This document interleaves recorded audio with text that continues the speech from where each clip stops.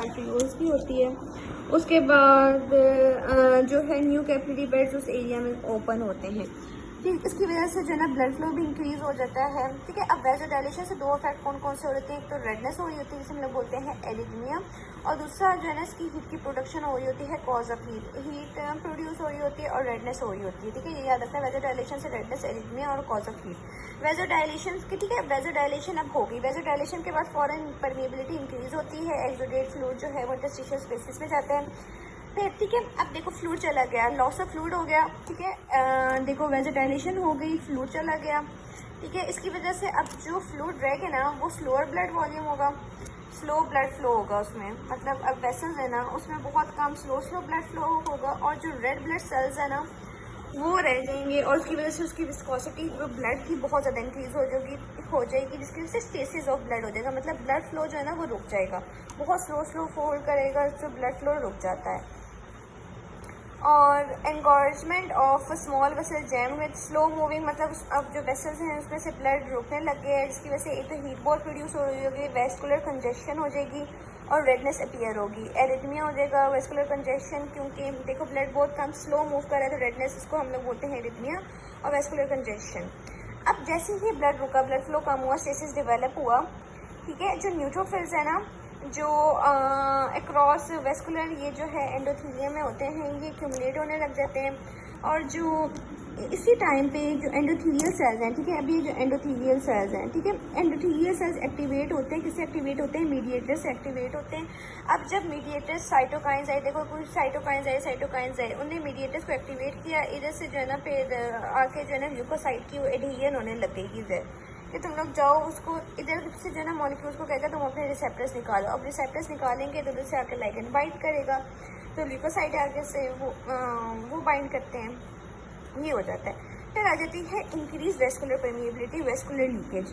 ठीक, several mechanism जो है ना, अब हम लोग बात करते हैं सबसे पहले रिट्रैक्शन ऑफ एंडोथीलियल सेल्स। ठीक है, अब ये देखो ये एंडोथीलियल सेल्स हैं, इसमें जो रिट्रैक्ट करेंगे इन्फ्लेमेशन में होते हैं कि इंटर एंडोथीलियल स्पेसेस जो हैं वो उनकी ओपनिंग होती है, और ये किस किस वजह से हो रहे होते हैं? ये इसमें आ जाता है हिस्टामीन आ जाता है, ब्रेडिकाइनिन, ल्यूकोट्राइन्स आ जाता है। ठीक है, और साथ साथ अगर इसकी बात करें, ठीक है, रिट्रैक्शन ये रैपिड और शॉर्ट लिव्ड होता है, मतलब तो जल्दी से इसकी रिट्रैक्शन होती है एंडोथीलियल की, और शॉर्ट लिव होती जल्दी से ही खत्म हो जाता है। इनकी लोकेशन क्या है? इनकी लोकेशन है पोस्ट कैपिलरी वेन्यूल्स। ठीक है, पोस्ट कैपिलरी वेन्यूल्स इसकी लोकेशन है रिट्रैक्शन ऑफ एंडोथीलियल सेल्स की। ठीक है, ये हो गया, ये हो गया। इसके बाद आता है एंडोथीलियल इंजरी। एंडोथीलियल इंजरी में क्या होता है कि जो एंडोथीलियल सेल्स है ना इनकी नेक्रोसिस हो जाती है और डिटैचमेंट। ठीक है, ये नेक्रोसिस देखो इसमें फर्क देखो, इसमें फर्क देखो, उसकी नेक्रोसिस और डिटैचमेंट हो जाती है।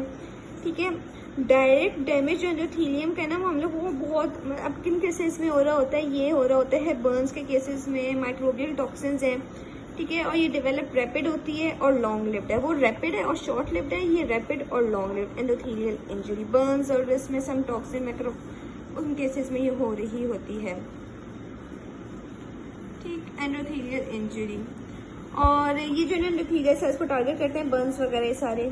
अब जो न्यूट्रोफिल्स हैं, ठीक है, अब जो न्यूट्रोफिल्स हमने देखा था कि वो एंडोथीलियम के साथ एडहेयर करे हुए होते हैं ना इन्फ्लेमेशन के वक्त, तो न्यूट्रोफिल्स जो देखो अब ये हैं न्यूट्रोफिल्स। ठीक है, न्यूट्रोफिल्स एंडोथीलियल के साथ एडहेयर किए हैं, तो इन्फ्लेमेशन के वक्त ये भी जो है वो एंडोथीलियल को डैमेज करते हैं, कर सकते हैं। ठीक है, ये भी एंडोथीलियल सेल को डैमेज कर सकते हैं, और इस रिएक्शन को जो एंडोथीलियल इंजरी है उससे एम्पलीफाई कर सकते हैं ये न्यूट्रोफिल्स।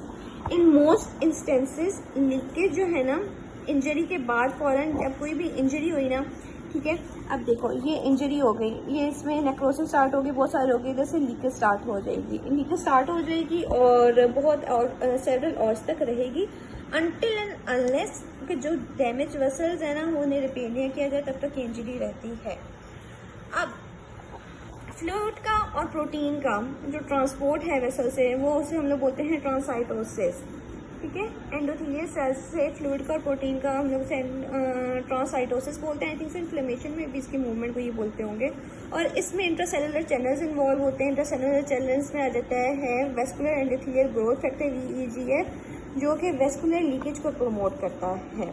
लेकिन अगर हमें इसका ये नहीं पता कि ये कंट्रीब्यूट क्या कर रहा होता, लेकिन इसमें बस ये है कि transport of fluid and proteins, transcytosis. फिर responses of lymphatic vessels and lymph nodes, हमने देखा है कि जब इन्फ्लेमेशन होती है उसमें लिम्फ फ्लो जो है वो इंक्रीज़ कर जाता है।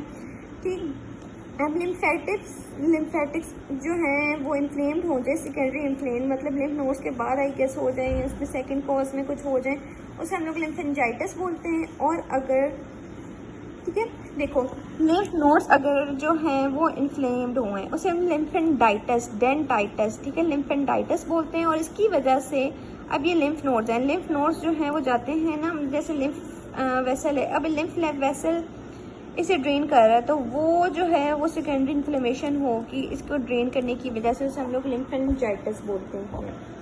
ठीक, अब जो इन्फ्लेम लिम्फ नोड्स हैं, ठीक है, वो इसलिए इंक्रीज़ होते हैं क्योंकि उनकी जो है सेलुलरिटी जो है वो इंक्रीज़ कर जाती है। और इस हम प्रोसेस को जिसमें लिम्फ नोड्स जो हैं वो इन्फ्लेम्ड हो जाते हैं, उसे हम लोग रिएक्टिव और इन्फ्लेमेटरी लिम्फेंडाइटिस बोलते हैं, रिएक्टिव और इन्फ्लेमेटरी लिम्फेंडाइटिस बोलते हैं। ठीक, फिर इन्हें कहा है कि रेड स्टिक, अभी कोई वाउंड हुआ है, ठीक, आपको चोट लगी है, उसके इर्द गिर्द जो आपको रेड स्किन नज़र आ रही होती है, रेड आपको वाउंड टाइप ऑफ स्टिक नज़र आ रही होती है, वो एक टेल टेल साइन है इन्फेक्शन का। वाउंड में जो है ना वो इन्फेक्शन का टेल टेल साइन है। अब फिर अब आते हैं हम लोग leucocyte recruitment to the site of inflammation.